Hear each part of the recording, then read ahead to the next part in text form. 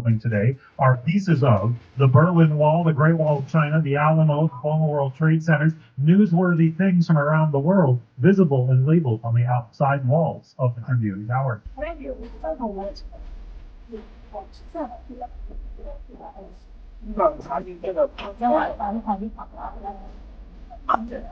哇，你现在那个地方那个两个黑色的在一个真的有漂亮，真的好漂亮。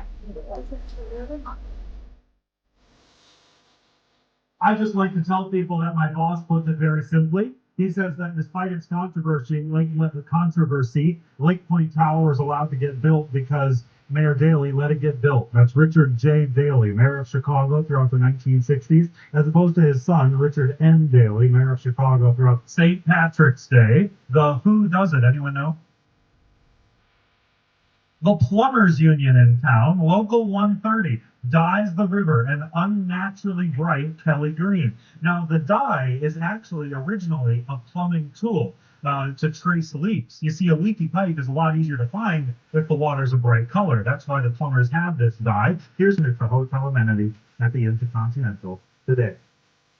Hey, how about this, folks? We got the Apple Store on the right. Now, the Apple Store on the right, here on the Magnificent Mile in Chicago, has actually been rated the best Apple Store in the world to buy an iPhone and drop it in the river. Now, it was designed by Sir Norman Foster, first British architect to have a building in Chicago, and the glass walls are actually load bearing. They hold the ceiling up. The glass walls of the entrance are actually 5 panes of glass thick, with vacuums between each pane to insulate those glass walls against hard weather. I'm sure that their heating and cooling bills are still exciting. Now, after this bridge, right in front of us is the Trump Tower. Now, this is officially the Trump International Hotel Tower right in front of us. It's the second tallest building in the city of Chicago. Very tall glass tower right there. Now, it was designed by Skidmore, Owings and Merrill, with lead architect, Chicago born and raised, Adrian Smith. Here's what I want you to notice. The lowest roof of the Trump Tower on the right is the same height as the Wrigley Building with the clock tower behind it. And the second highest roof of the building is the same height as the dark steel rectangular building ahead to the right. Those roof levels were intentionally designed by Chicagoan Adrian Smith to provide continuity with the building fulminators in the skyline. It was finished in 2009, part hotel and part residential, and with the permanent decorative spire on top, it is 1,388 feet or 423 meters tall and has 98 stories. Reed Murdoch Center, and it was designed by George Nimitz. Now, we call it Chicago School Style. Chicago school style is defined by being an early example of using internal steel framing. You see, the brick is just decorative. It's steel. And side of the boat, closely here, you might notice there's actually a stone building here.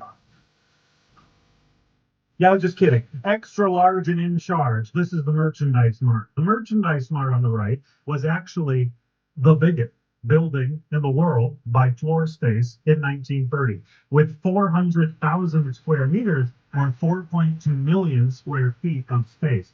Art Deco style. Art Deco defined as having vertical line, geometric ornamentation, and getting narrower at the top with the use of setbacks. All that together, that's Art Deco style. Now, the expensive and swaying nauseatingly on windy days, and actually mass dampers are pretty common. Lots of skyscrapers have some sort of shiftable weight to help keep them steady in a strong wind. Now, bouncing to the left. On the left side of the boat is this glass tower with the diagonal support. This is Bank of America Tower. It's also by Debt Partners. The shiny diagonal support it has are meant to unify it stylistically with the diagonal undersides behind us of 150 North Riverside. Now, after this bridge on the left, we're going to look at one of my very favorites. On the left side of the boat is the Civic Opera Building. The Civic Opera Building is the 1928 by Graham Anderson Probst and White, labeled for your convenience. The Civic Opera Building is home of the second largest opera auditorium in the United States, 3,500 seats behind this big wall. Now, if you look up at the whole Opera House, here on the left, the whole thing resembles a giant throne. It has 2 armrests and a backrest, and the seat faces west. People have theorized that 20th century railroad businessman, Mr. Samuel Insull, who paid for the building and lived in the penthouse at the top for a year till he went bankrupt, wanted the Opera House to be a throne overlooking his railway business empire in the West while turning his back to New York, where he was snubbed out of his what he felt to be his rightful position of CEO of General Electric. It's a great story, and it's not true. The truth is, Graham Anderson, Post and White probably designed those narrow upper floor plans independently of Mr. Insull to allow for cross ventilation. Letting the breeze easily cross through the windows was very important before air conditioning, and those narrow floor plans allowed for cross breezes. All right. Now, LIS pronounced Sears Tower. Its original name was Sears Tower. Its official name since 2009 has been Willis Tower, but in our part, for the most part, Willis Tower is still Sears Tower. Now, it is the tallest building in Chicago. It was the tallest building in the world for 23 years, from 1973 until 1996. It was designed by Skidmore, Owings and Merrill, with lead architect Mr. Bruce Graham and lead architectural engineer Dr. Fazlur Rahman Khan. Now, how tall is it? It is 1,454 feet or 443 meters tall. 1,454 feet, 443 meters, 110 stories.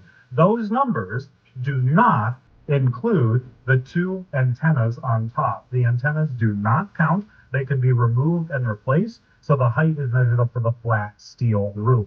Now here comes our view all the way from the bottom to the top. There it is on the left. It'll be in front of us and then on the right as we turn around. Just a moment.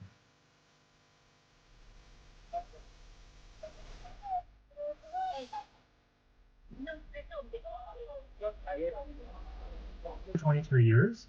Since 1996, 29 years have gone by. Now here's the thing.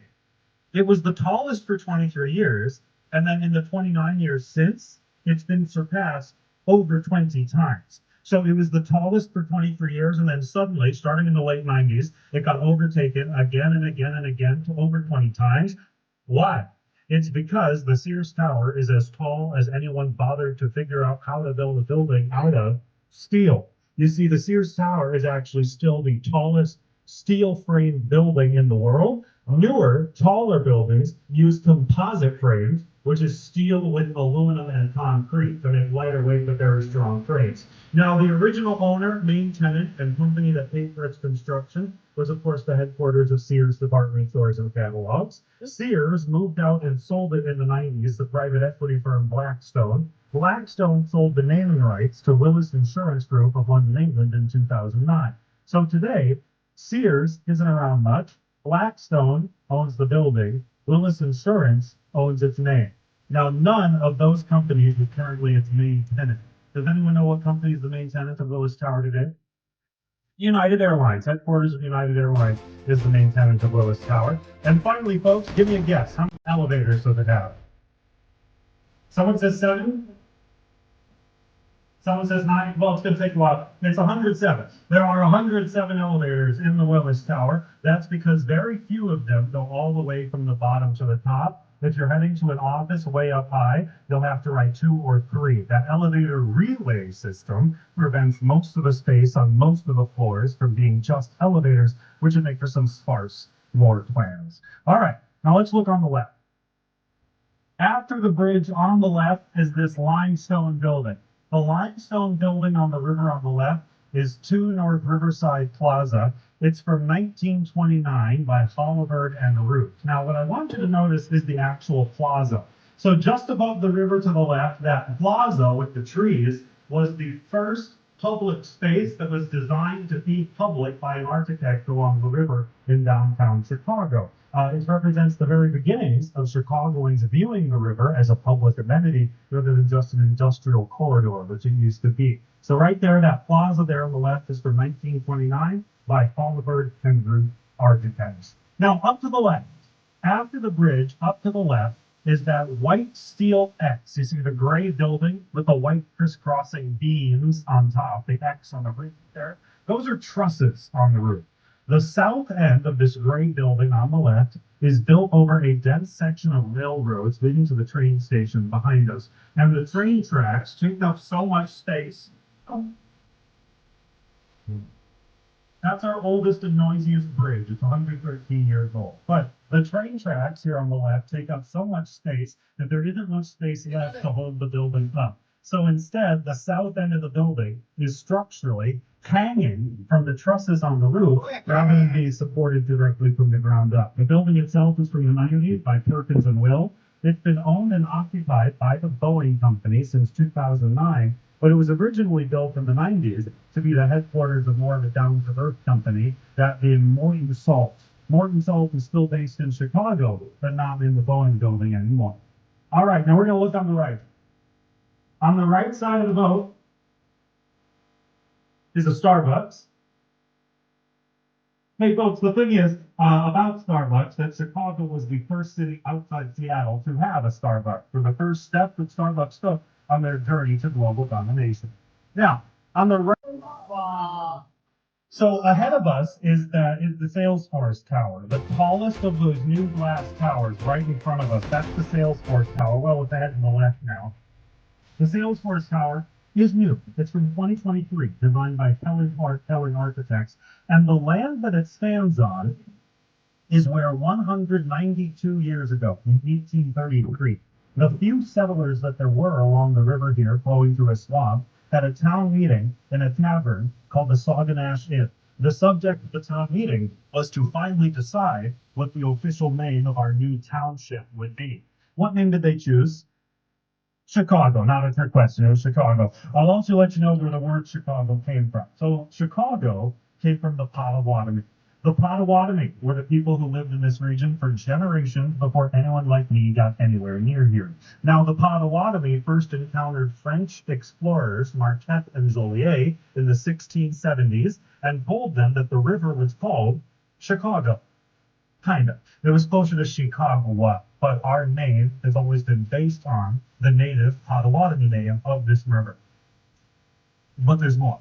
The thing is, folks, we might have looked at the other names if we first learned what that Potawatomi name actually meant. It meant the place of bad smells.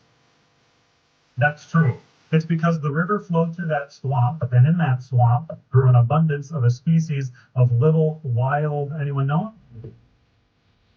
Onions or wild garlic. And in the summer heat, those little onions would ripen and rot and stink. And that's how the Potawatomi referred to the river. So New York's the Big Apple. Chicago's the smelly onion. All right. Now, let's see here. Above the Riverwalk is our famous Riverside Street, Wacker Drive.